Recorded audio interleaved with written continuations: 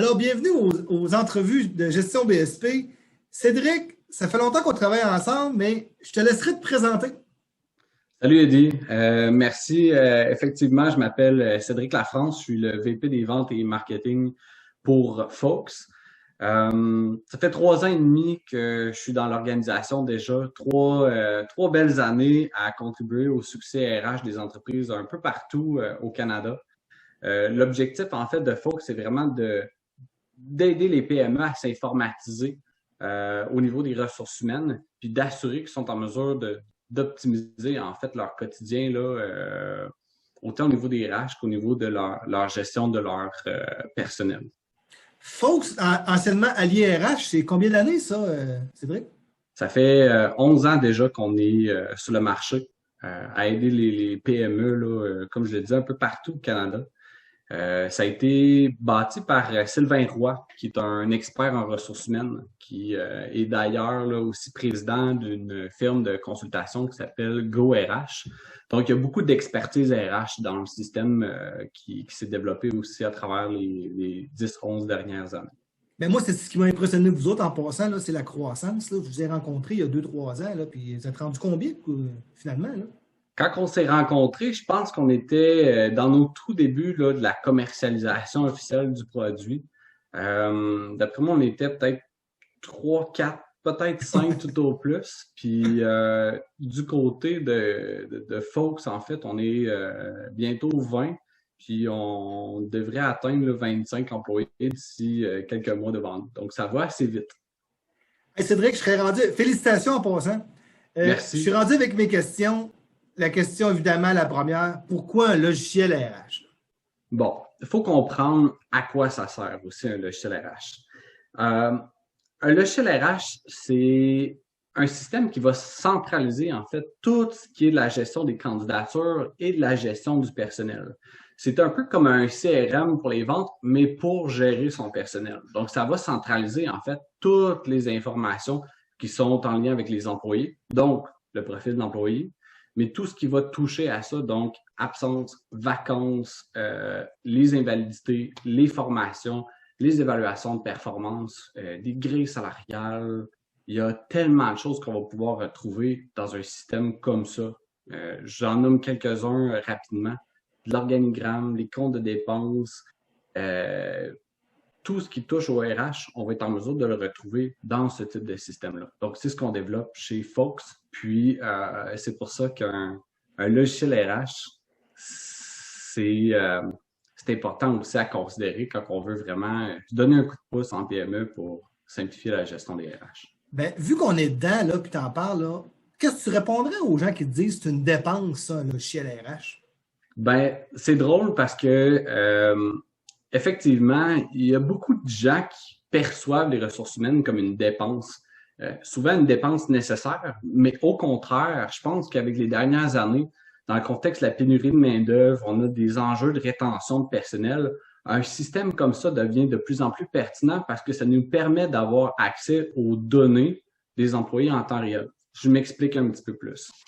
Je vais sortir même des chiffres qui sont super intéressants.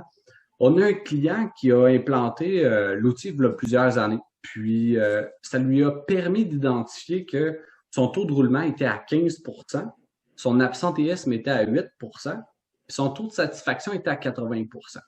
C'est quand C'est qu'il même se des chiffres. doutait pas présentement de ça, ou il s'en doutait pas, ou il y avait une idée, ou... On Ben, parle de combien d'employés en passant, là, on ton parle client? d'une centaine d'employés environ. OK, Puis OK. ça, oui, effectivement, c'est des chiffres qui pourraient corroborer une perception, mais quand on gère par perception, des fois, on peut identifier quelque chose qui est peut-être pas nécessairement vrai, ce qui fait en sorte qu'on va tomber un peu dans le biais quand on va mettre des plans d'action en place au niveau des ressources humaines.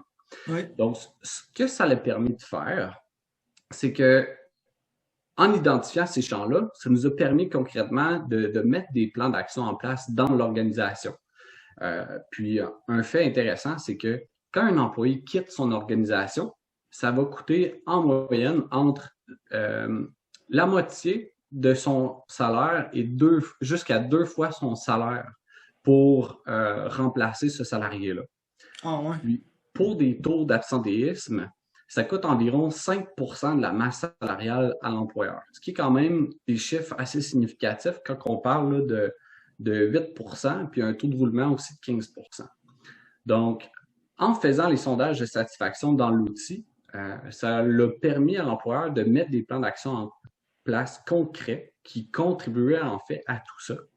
Puis, le taux de roulement est passé de 15 à 5%, qui représentait une économie de 100 000 juste en changeant des choses de ce côté-là. L'absentéisme de 8 à 3%, donc 10 000 de ce côté-là. Puis la satisfaction du personnel de 80 à 95%. Puis, étant donné que la satisfaction a augmenté, ça a contribué directement à la productivité des employés, ce qui était une augmentation de 4 000 heures de ce côté-là. Puis, ça leur a apporté 65 000 de plus à l'organisation.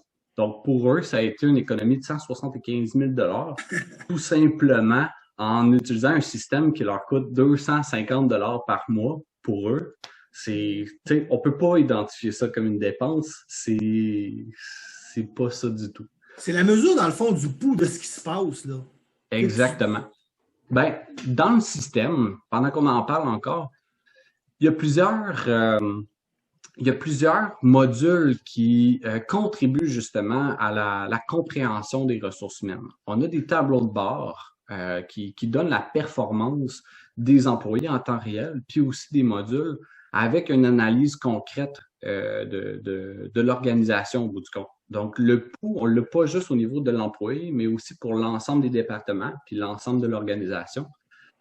Ça nous donne l'image claire de la situation de l'organisation. Ça va-tu bien ou ça va moins bien? Puis dans les endroits que ça va moins bien, c'est que ça nous pointe directement là où il y a de l'attention à donner au bout du compte. En plus de ça, on a des KPI, donc un module spécifique pour les statistiques qui permet justement d'appliquer les mesures puis de voir l'impact des actions qu'on pose dans l'organisation. Donc, ça, c'est vraiment le fun. Puis tous les utilisateurs qui utilisent ces modules-là adorent ça. Oui, j'imagine. Ça commence à combien d'employés, ça, d'implanter votre logiciel? Les gens qui vous appellent, c'est-tu... On en a de toutes les tailles, honnêtement. Ce qui est le fun avec les ressources humaines, c'est que à partir du moment qu'il y a des humains dans une entreprise, il y a des besoins en RH. Donc, c'est pas compliqué. Nos plus petits clients, honnêtement, je pense qu'ils ont 2-3 employés. Okay. Notre plus grand, pour le moment, s'étend jusqu'à 1500-1600 employés. Donc, quand même des très bonnes tailles d'organisation. Puis, pour nous, il n'y a pas nécessairement de limite. Tout va dépendre aussi de la façon dont la structure de l'organisation est mise en place. Puis, d'ailleurs, une des forces chez Folks, c'est d'accompagner le client aussi à ce niveau-là. Donc, si jamais notre système n'est pas tout à fait adapté, parce que tous les systèmes n'ont pas nécessairement toutes les fonctions qu'on rêverait, c'est là qu'on a aussi la force de dire, bon, ben, on a des solutions connexes qui pourraient s'imbriquer pour venir combler un besoin manquant ou tout simplement là, de peut-être travailler un peu avec le système pour s'assurer qu'il est bien implanté en fonction de la réalité d'affaires du client. Donc, effectivement, de là notre collaboration ensemble là, pour ZoRecruit avec Folks. Oui, exact. Donc, puisqu'on a des clients de différentes tailles, les réalités d'affaires changent beaucoup là, d'une entreprise à l'autre. Donc, parfois, il arrive des situations où il manquerait quelques fonctions, où il y aurait des besoins plus spécifiques. C'est pour ça qu'on travaille avec vous, Eddie, là, puis on est très fiers de cette collaboration-là.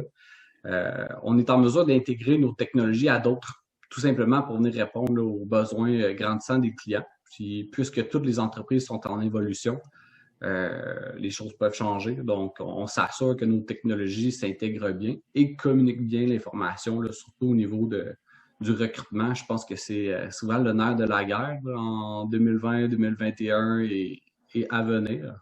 Donc, on veut s'assurer que nos clients ont les bonnes solutions en place. Oh, je ne pense pas qu'il existe de logiciels qui font tout. C'est que tu es bien mieux d'être capable de collaborer avec d'autres au lieu de tout vouloir faire. Là. Exact. Fait que pour nous, c'est super important, puis les intégrations aussi. Donc, on est très fiers d'offrir aussi la solution Zoro Recruit à nos clients pour ceux qui ont ce besoin-là. Hey Cédric, je vais avoir beaucoup de questions, mais ça va sûrement dans une autre entrevue. En terminant pour aujourd'hui, puis on va se reprendre parce qu'il va y avoir beaucoup de sujets à discuter. Comment on fait pour vous rejoindre là, si j'ai des questions ou moi ça commence parce que vous avez une forte croissance et que vous avez énormément de demandes. Comment on fait pour vous rejoindre présentement?